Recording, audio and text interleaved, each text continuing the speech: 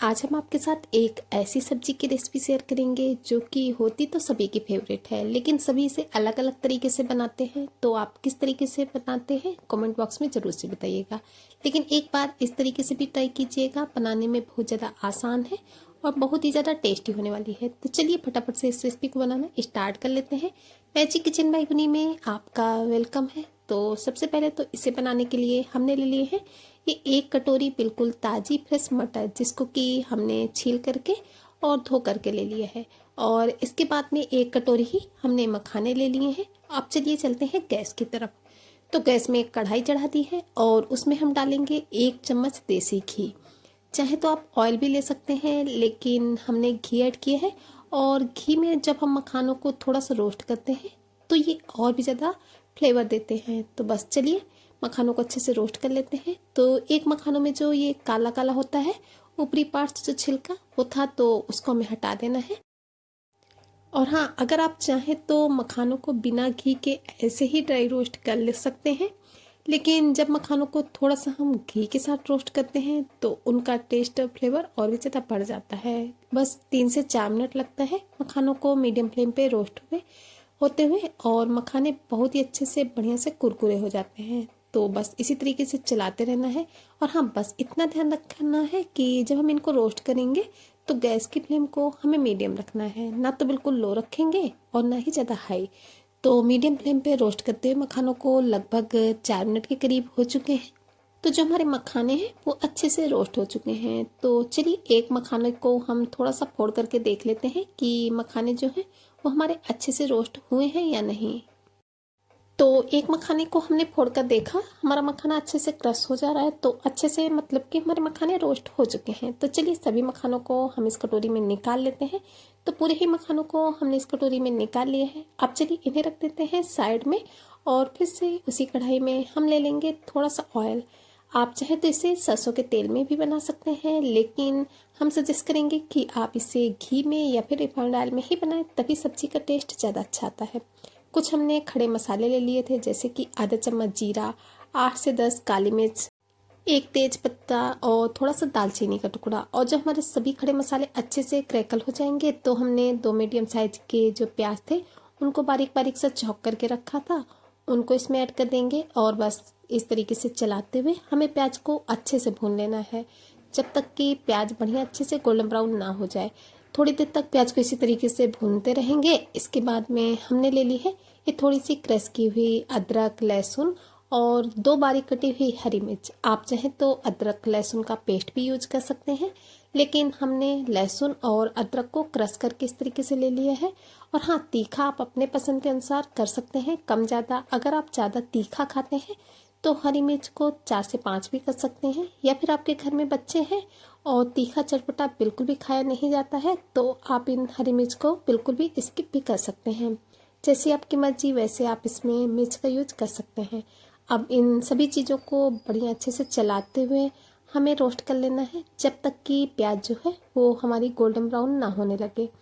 करीब 3 से 4 मिनट लगते हैं प्याज को गोल्डन ब्राउन होते हुए, और थोड़ी देर में देखेंगे कि जो हमारी प्याज है वो ट्रांसपेरेंट होना स्टार्ट हो चुकी है। तो बस इसी तरीके से हम इसे चलाते रहेंगे और भूनते रहेंगे। बस हाँ, इतना ध्यान रहे कि जब भी आप इन सभी चीज़ों को भूनेंगे तो मीडियम फ्लेम पे ही भूनेंगे, गैस की फ्लेम ज़्यादा हाई नहीं होनी चाहिए। अब इसके बाद में हमने 2 मीडियम साइज के टमाटर लिए थे, जिनको कि इसी तरीके से रफली से चॉप करके रखा था, उनको इसमें डाल देंगे। और टमाटर को भी हमें उन्हीं के साथ मिक्स करते हुए अच्छे से बढ़िया से भून लेना है। थोड़ी ही देर में जो टमाटर होते हैं वो गलने लगते हैं। बस हाँ, इनको हमें कंटिन्यू इसी तरीके से चलाते रहना होता है। चाहे तो आप इसमें इसी स्टेज पर टेस्ट के अकॉर्डिंग नमक भी डाल सकते हैं, लेकिन अभी हमने इसमें नमक यूज नहीं किया है, नमक हम बाद में डालेंगे। बस टमाटर को इसी तरीके से हम चलाते रहेंगे। तो जो हमारे टमाटर है वो थोड़ी ही देर में गल जाते हैं, ज़्यादा टाइम नहीं लगता है, बस 2 से 3 मिनट और लगेगा और सभी चीज़ें हमारी अच्छे से बढ़िया से गल कर रेडी हो जाएंगी। तो 2 से 3 मिनट तक हमने जो टमाटर है उनको प्याज के साथ भून लिया है, अच्छे से बढ़िया से सभी चीज़ें भून चुकी हैं। तो अभी हमें क्या करना है, हमें ये जो मसाला है इससे आधे से ज़्यादा मसाला जो है वो हमको एक मिक्सी जार में ट्रांसफ़र कर लेना है। तो चलिए ये जो हमारा मसाला है इसको हम मिक्सी के जार में ट्रांसफ़र कर लेते हैं। और हाँ, पूरा हमें मिक्सी के जार में नहीं निकालना है, थोड़े से मसाले को हम कढ़ाई में छोड़ देंगे और इसके बाद में ये जो हमने मसाला निकाला है मिक्सी के जार में, इसको जब ये ठंडा हो जाएगा तब हम इसे पीस करके रेडी करेंगे। गरम गरम में इसे बिल्कुल भी नहीं पीसना है। तो आधा मसाला हमने निकाल लिया है और अब इसके बाद में जो हमने मटर रखे थे छील करके, उस मटर को हम इसमें ऐड कर देंगे। और हाँ, अगर आप चाहें तो मटर को हल्का सा बॉयल करके भी ले सकते हैं, लेकिन हमने इसी तरीके से फ्रेश मटर का ही यूज किया है। अब इसी स्टेज पर हम इसमें ऐड कर देंगे 1 चम्मच के करीब नमक। आप अपने टेस्ट के अकॉर्डिंग नमक डालें, चाहे तो आप मसालों में ही नमक को ऐड कर सकते हैं, लेकिन हमने नहीं डाला था। तो अब हम मटर जब डाले हैं उस स्टेज पर इसमें हमने मसालों को ऐड किया है। अच्छे से नमक को मिक्स कर लेना है और चलिए अब हम इनको ढक देते हैं और लगभग 2 मिनट के लिए कुक होने देते हैं, ताकि जो हमारे मटर है वो सॉफ्ट हो जाए। 2 मिनट के बाद में जब हमने इसे चेक किया तो जो हमारे मटर हैं वो अच्छे से सॉफ्ट नहीं हुए हैं। इस वजह से अभी हम इसे 2 मिनट के लिए और कवर कर देंगे। तो टोटली मटर को सॉफ्ट होने में 3 से 4 मिनट का टाइम लगता है। तो चलिए इसको ढककर छोड़ देते हैं ताकि अच्छे से सॉफ्ट हो जाए। और हाँ, जब हम इसे ढकेंगे तो गैस की जो फ्लेम होगी वो बिल्कुल लो रहेगी, इस बात का ध्यान रखना होगा। तो फिर से 2 मिनट के बाद में हम इसे चेक करेंगे तो देखेंगे कि जो हमारे मटर हैं वो बहुत ही अच्छे से सॉफ्ट हो चुके हैं। टोटली हमने इसको लगभग 4 मिनट के करीब कुक किया है और 4 मिनट में हमारे मटर अच्छे से सॉफ्ट हो चुके हैं। तो चलिए अब हमने जो मसाले को अलग से मिक्सी के जार में निकाला था उसका हमने पेस्ट बना लिया है। तो उस पेस्ट को हम इसमें ट्रांसफ़र कर देंगे। तो वो जो पेस्ट बनाने की क्लिप थी वो हमने नहीं ली है, फालतू में जो वीडियो था वो ज़्यादा लंबा हो जाता है, इस वजह से फिर आप लोग कहने लगते हैं कि वीडियो ज़्यादा लंबी है। तो बस इसको आप ठंडा करके पीस लीजिए। मिक्सी जार में जो थोड़ा बहुत पेस्ट लगा रह जाता है तो उसमें आप थोड़ा सा पानी डाल दीजिए और इसके बाद में उसको इसमें ऐड कर दीजिए और इसे कंटिन्यू चलाते रहेंगे। वैसे तो हमारा ये जो पेस्ट था वो पहले से ही ऑलरेडी अच्छे से पका हुआ है, तो इसको ज़्यादा पकाने की ज़रूरत नहीं होती है, लेकिन फिर भी अगर हम मसाले को अच्छे से भून लेते हैं तो सब्ज़ी जो है वो हमारी और भी टेस्टी बनती है। अभी चलिए इसमें मसाले ऐड कर देते हैं। तो सबसे पहले तो डालेंगे 1 चम्मच हल्दी पाउडर, जिससे कि सब्ज़ी का कलर बहुत अच्छा आता है।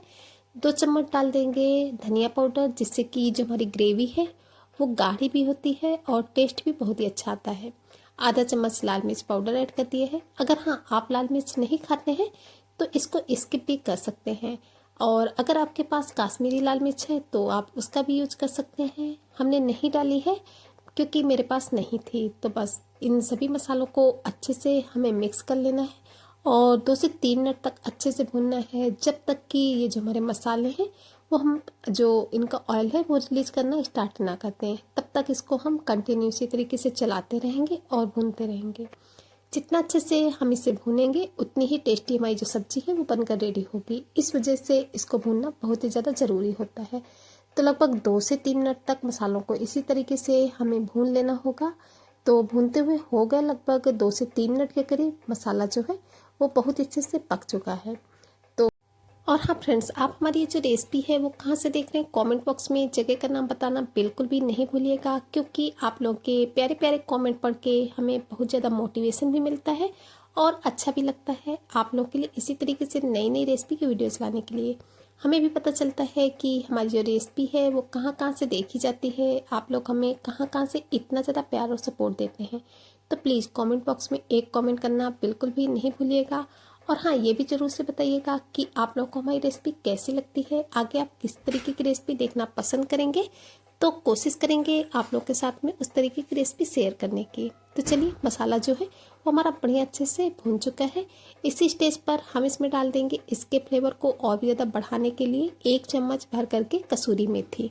ज़रूर से ऐड करें अगर आपके पास है, तो इससे सब्जी का टेस्ट और फ्लेवर कई गुना ज़्यादा बढ़ जाता है। कसूरी मेथी को भी हमें अच्छे से मसाले वाले पेस्ट में मिला लेना है और अब इसको हम 1 से 1.5 मिनट तक थोड़ा सा भून लेंगे। और इसके बाद में अब बारी आती है सब्जी की ग्रेवी बनाने की। तो ग्रेवी बनाने के लिए आप इसमें पानी का भी यूज कर सकते हैं, लेकिन आज हमने इसमें दूध का यूज किया है। तो अभी हमने लगभग इसमें ये 100 ग्राम दूध यूज किया है। दूध को अच्छे से पूरी ग्रेवी के साथ मिक्स करेंगे और अब इसके बाद में जिस गिलास से हमने दूध लिया था उसी से आधा गिलास हम पानी डालेंगे, लगभग कि 50 ग्राम। इसको अच्छे से मिला लेंगे और देखेंगे कि ग्रेवी कैसी है। आपको जैसी ग्रेवी पसंद है, अगर आपको पतली ग्रेवी पसंद है तो आप इसमें थोड़ा सा दूध की क्वांटिटी बढ़ा सकते हैं, या फिर आपको थोड़ी सी थिक ग्रेवी पसंद है तो आप इसको ऐसे ही रख सकते हैं। तो बस इतना ही हमने इसको रखा है। चलिए इसको कवर कर देते हैं और 2 से 3 मिनट के लिए बॉयल होने देते हैं। 2 से 3 मिनट के बाद में चेक करेंगे। सब्जी का कलर और लुक आप देख सकते हैं कितना परफेक्ट आया है। बिल्कुल होटल स्टाइल सब्जी है। एक बार इस तरीके से घर में आप इस सब्जी को बनाइएगा, यकीन मानिए होटल रेस्टोरेंट की जो सब्जी आप खाते हैं वो खाना आप भूल जाएंगे।